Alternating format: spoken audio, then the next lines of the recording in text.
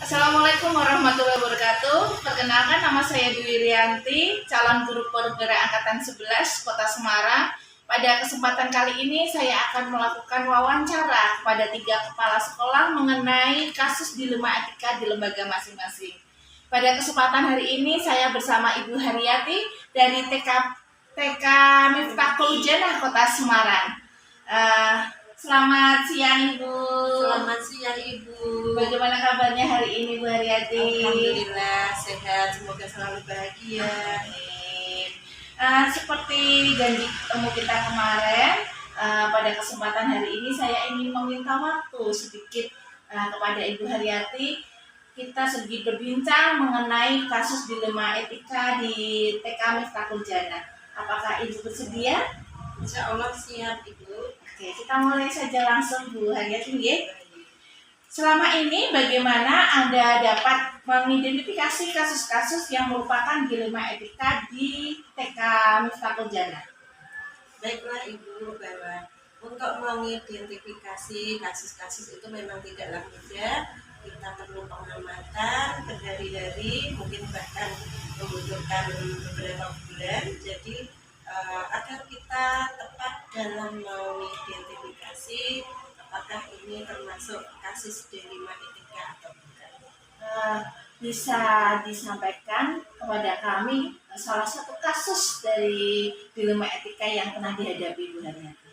Baik, untuk yang saya hadapi saat ini mungkin mengenai SDM, sumber daya manusia, terutama yang berkaitan dengan tenaga kebersihan. Di tempat kami memang mungkin masih perlu banyak penataan mengenai SDM itu agar SDM-nya itu memang SDM yang baik dan SDM yang unggul seperti itu.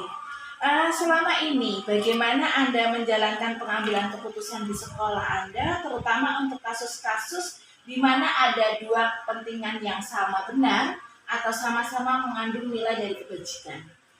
Baiklah, untuk mengambil keputusan, saya di sini tidak sendiri karena sekolah adalah organisasi. Kami minta pertimbangan ataupun selalu berembuk mengenai apa yang terjadi di sekolah kami. Jadi kami punya rekan-rekan kerja, atasan, rekan-rekan, mungkin bisa jadi rekan-rekan di sekolah lain bisa kita minta pertimbangan untuk mengambil keputusan ataupun yayasan juga itu yang paling harus kita tingkatkan di dalam mengambil keputusan. Baik, langkah-langkah atau prosedur seperti apa yang biasa Ibu lakukan selama ini? Untuk langkah-langkahnya, yang pertama untuk menentukan permasalahan itu tadi, yang pertama kami melakukan pengamatan. Yang kedua, setelah melakukan pengamatan, untuk hal-hal yang dirasa tidak pantas dilakukan, kami memberikan nasihat. Setelah kami memberikan nasihat, apabila nasihat itu setelah ada nasihat tidak ada perubahan yang signifikan, maka kami memberikan tindakan. Seperti itu Ibu. Hal-hal apa yang selama ini Ibu anggap efektif dalam pengambilan keputusan pada kasus dilema etika? Hal-hal yang dianggap efektif adalah pertama, saya pribadi memikirkannya secara matang-matang, secara masak-masak, memilah-milah agar tidak terjadi keputusan yang salah. Yang kedua, itu tadi kami melibatkan ataupun minta pendapat dari rekan sejawat ataupun atasan.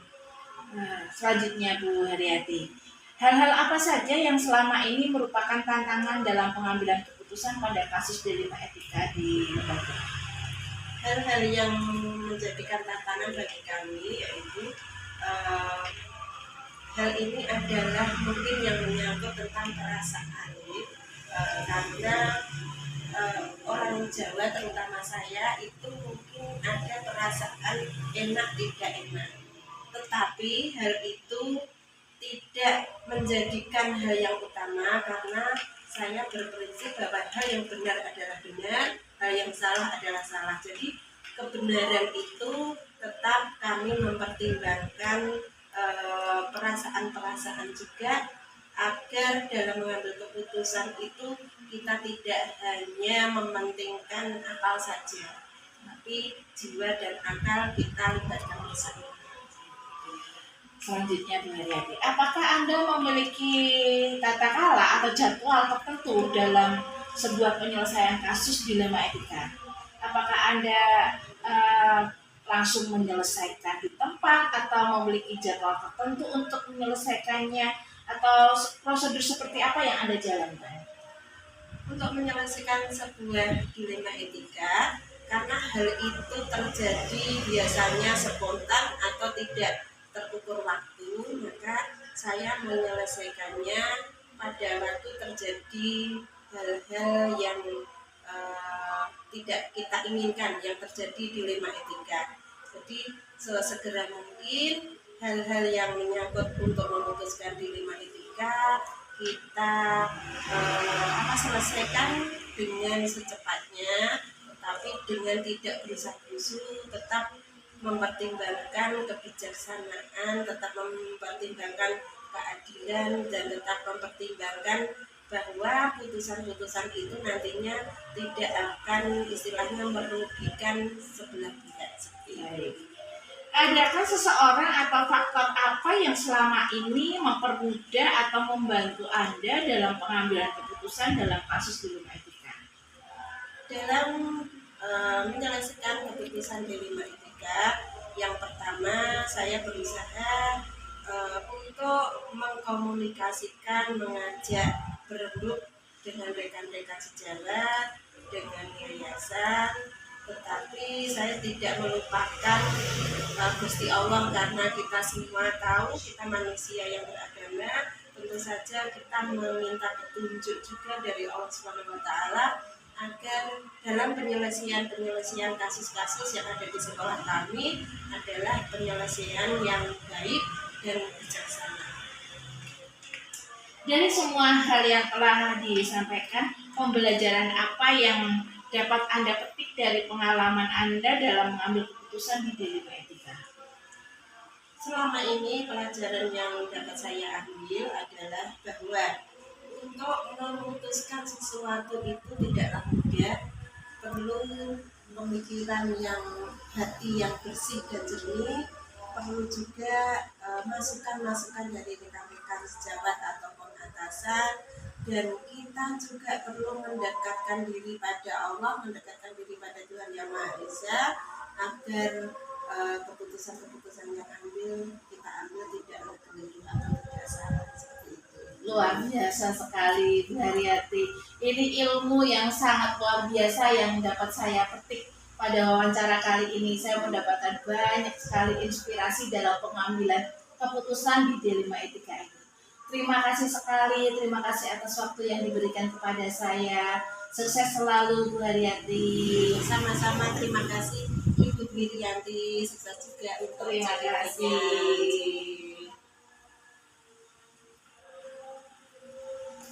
Assalamualaikum warahmatullahi wabarakatuh. Pada kesempatan kali ini kita akan mewawancarai Ibu Kepala Sekolah TK PGRI 90, yaitu Ibu Sutiningsih, yang biasa kita panggil dengan akrab yaitu Buning. Selamat siang Buning. Siang Bu Wiwi. Bagaimana kabarnya hari ini? Alhamdulillah sehat. Sesuai dengan janji kita kemarin bahwa saya hari ini meminta waktu sebentar untuk kita berdiskusi, kita berbicara mengenai dilema etika. Nah, kita langsung saja Buning ya. Selama ini, bagaimana Anda dapat mengidentifikasi kasus-kasus yang merupakan dilema etika atau rujukan moral di TK PGRI 90?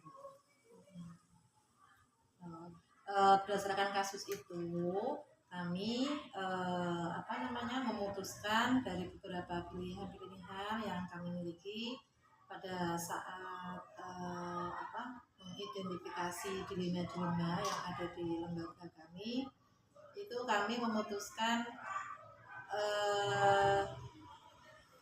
agar dilema itu bisa terselesaikan dengan cara, salah satunya misalkan ada siswa yang di situ siswanya kok tidak memenuhi syarat dalam hal administrasi, misalkan dia itu dalam pembayaran SPP dia tidak lunas pada saat lulus, dia belum selesai, itu tetap kita memberikan ijazah kepada anak tersebut karena rasa rasa kemanusiaan kita atau rasa belas kasihan kita kepada anak tersebut, karena mau gimana lagi, karena anak juga perlu sekolah di lanjutan terutama di SD, jadi mau tidak mau ya kami memberikan ijazahnya itu gitu, meskipun dalam hal administrasinya belum selesai.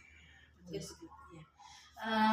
Jadi untuk kasus-kasus tersebut dari lembaga sendiri tetap meluluskan anak tersebut walaupun administrasi itu belum terselesaikan ya Buning ya. Baik, yang kedua Buning, selama ini bagaimana Anda menjalankan pengambilan keputusan di sekolah Anda, terutama untuk kasus-kasus di mana ada dua kepentingan yang sama benar, sama yang mengandung nilai kebajikan, seperti contoh tadi, ya kan, anak tidak membayar, itu pengambilan keputusannya melalui apa? Kami biasanya mengundang dari orang tua itu untuk ke sekolahan, dan kami menyampaikan aturan yang ada bahwa administrasi itu harus diselesaikan, tapi karena kondisinya memang seperti itu ya kami memberikan suatu istilahnya keringanan atau kebijakan baru untuk orang tua tersebut agar siswa itu bisa memahami atau orang tua itu bisa memahami dan bisa, kadang kami juga memberikan waktu agar orang tua itu berusaha, kalau memang tidak ya mau nggak mau ya itu tadi tetap kami berikan. Baik, langkah-langkah atau prosedur seperti apa yang biasanya dilakukan sebelumnya? Apa mau dirapatkan atau dimusyawarahkan? Oh iya, pasti itu atau yayasan ya, ya. Itu pasti kita musyawarahkan ke guru-guru terutama, dan nanti saat kita rapat dengan yayasan kita sampaikan ke yayasan bahwa orang tua ini benar-benar tidak mampu, karena mohon maaf memang dari lembaga kami itu banyak orang tuanya itu menengah ke bawah, jadi ada yang jadi pemulung, ada yang punya usaha-usaha yang hariannya itu tidak seberapa gitu, jadi untuk operasional keuangannya itu sangat-sangat kurang. Jadi kami memang memberikan keringanan itu dan kebebasan untuk anak yang telah mengalami hal seperti itu gitu. Dan alhamdulillah dari yayasan juga memberikan izin gitu, dan kami tuh terus memberikan motivasi kepada guru agar terus mencari siswa sebanyak-banyaknya agar nanti mendapatkan ganti untuk operasional tahun depan. Oke. Untuk hal-hal apa yang selama ini Anda anggap efektif dalam pengambilan keputusan pada kasus dilema etika? Efektif, maksudnya gimana? Jadinya melalui musyawarah dengan guru, sehingga ada keputusan yang dapat diambil. Ya itu tadi, kita tetap bermusyawarah sebelum rapotan gitu kan, kita musyawarah dengan guru-guru. Jika nanti ada siswa yang mengalami seperti itu, kira-kira kita mau bagaimana, dan alhamdulillah guru-guru pun juga menyepakati dan menyadari dan memberikan solusi. Ya udahlah, enggak apa-apa, nanti insya Allah ada rezeki yang lain gitu, yang penting anak itu bisa melanjutkan ke jenjang berikutnya, seperti itu. Oke, saya lanjutkan lagi ya Buning ya. Hal apa saja yang selama ini merupakan tantangan dalam pengambilan keputusan atau kasus dilema yang ada di sekolah? Tantangannya ya itu tadi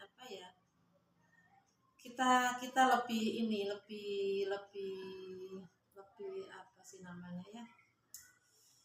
lebih menerima gitu ya, lebih qanaah.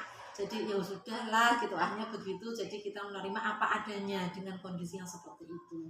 Dan dari guru-guru juga terus berusaha untuk bagaimana untuk meningkatkan pembelajarannya agar nanti siswanya lebih banyak.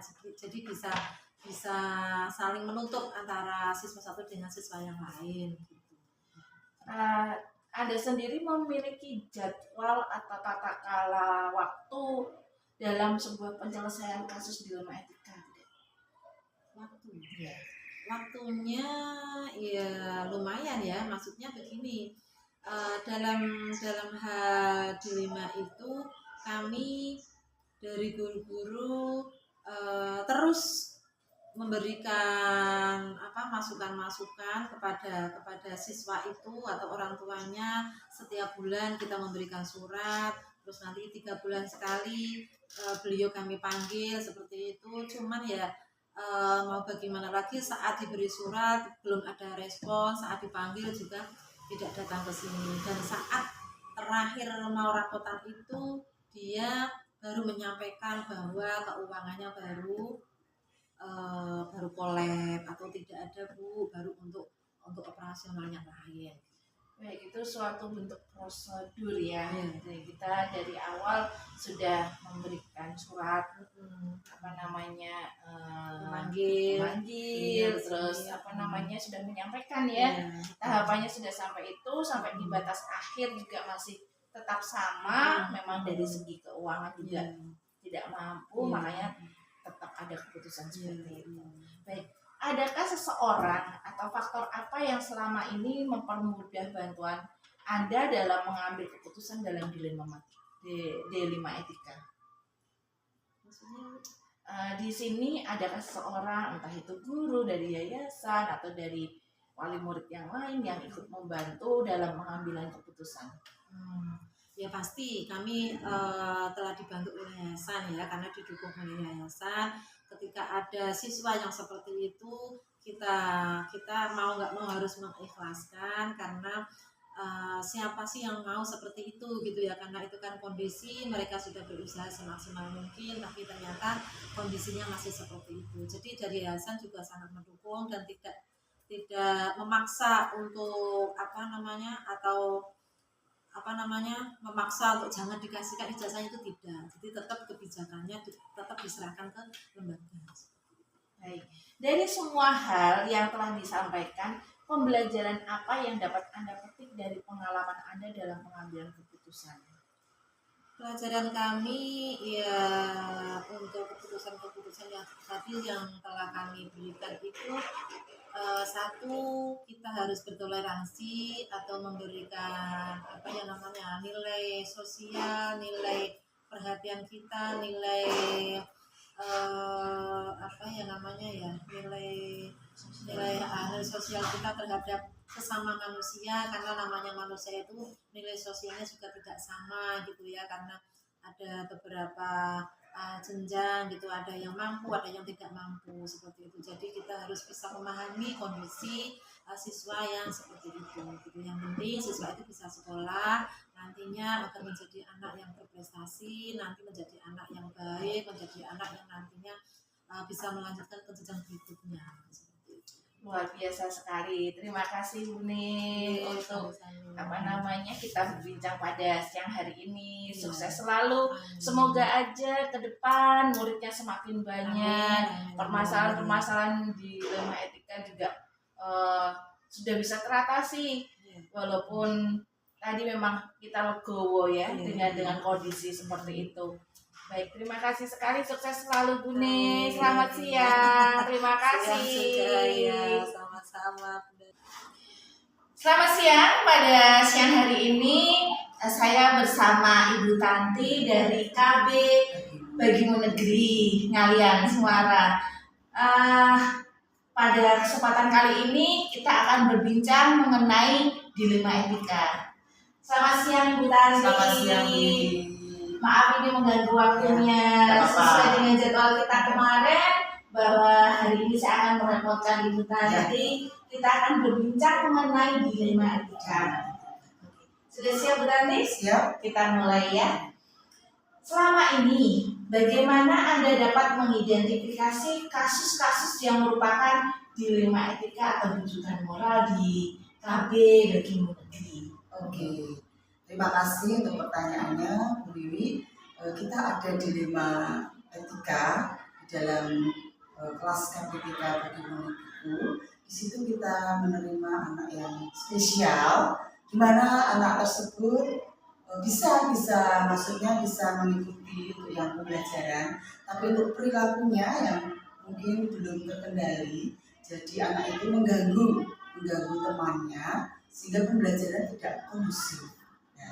Pada suatu hari anak itu mengganggu temannya sehingga temannya terkena sesuatu dari perilakunya, dan orang tuanya itu tidak menerima apa yang sudah dilakukan anak tersebut, sehingga orang tuanya datang kepada kita, kemudian kita ditanyakan bagaimana tindak lanjut untuk anak tersebut. Karena orang tuanya tidak terima, kita pertemukan masalah itu harus kita selesaikan dengan lebih cepat. Kita pertemukan dengan orang tua dari anak yang spesial tersebut. Orang tua dari anak yang spesial tersebut mau minta maaf atas kejadian tersebut, tetapi pihak dari orang tua yang terkena perilaku anak tersebut belum terima, sehingga kita selesaikan dengan baik. Kita berikan pengertian bahwa anak itu adalah anak yang spesial, berbeda dengan temannya, jadi tumbuh kembangnya juga berbeda dengan temannya. Akhirnya orang tua tersebut mau mengerti sehingga masalah tersebut dapat terselesaikan dengan baik. Demikian. Oke, selama ini bagaimana Anda bisa menjalankan pengambilan keputusan di sekolah Anda, terutama untuk kasus-kasus yang dimana ada dua kepentingan yang berbeda, yang sama-sama mengandung nilai kebajikan. Seperti tadi di salah satu ada anak yang spesial, di mana anak tersebut sekiranya tadi mengganggu teman yang lain sehingga orang tua dari teman tersebut merasa keberatan. Ini bagaimana Anda bisa menjalankan keputusan melalui apa? Kita musyawarah dulu sama guru-guru semua apa yang harus kita lakukan untuk kedua orang tua ini. Kemudian guru-guru bersependapat untuk mendatangkan mereka berdua untuk bermusyawarah mengambil jalan yang terbaik. Oke, langkah-langkahnya atau prosedurnya berarti ada undangan atau ya, apa? Ada, kita WA ya. Kita lebih cepatnya karena kita tidak mau lama-lama biar terselesaikan dengan baik, lebih cepat. Kita WA untuk orang tuanya. Kalau memang orang tuanya menghendaki telepon, kita telepon orang tuanya. Terus kita selesaikan secepatnya, tidak perlu dijadwalkan karena kita juga ingin cepat selesai untuk masalah tersebut. Oke. Hal-hal apa yang selama ini Anda anggap efektif dalam pengambilan keputusan pada kasus di Problematika? Lebih efektif lewat diskusi, musyawarah atau apa? Ya, kita lebih efektifnya ke musyawarah, juga kita berdiskusi. Jadi itu lebih efektif untuk membantu mengatasi permasalahan tersebut. Oke. Hal-hal apa saja yang selama ini merupakan tantangan dalam mengambil keputusan pada kasus Problematika? Tantangannya untuk orang tua jadi anak yang berkebutuhan yang spesial itu, karena dalam satu sisi kita pengen untuk pembelajaran itu kondusif, tapi di sisi lain kita juga berempati terhadap anak tersebut untuk juga kita didik dengan baik. Itu tantangan dari kami, karena kita tidak punya guru yang spesial untuk menangani anak tersebut. Oke. Apakah Anda memiliki jadwal tertentu dalam sebuah menyelesaikan kasus? Jadwal tertentu sih tidak ada.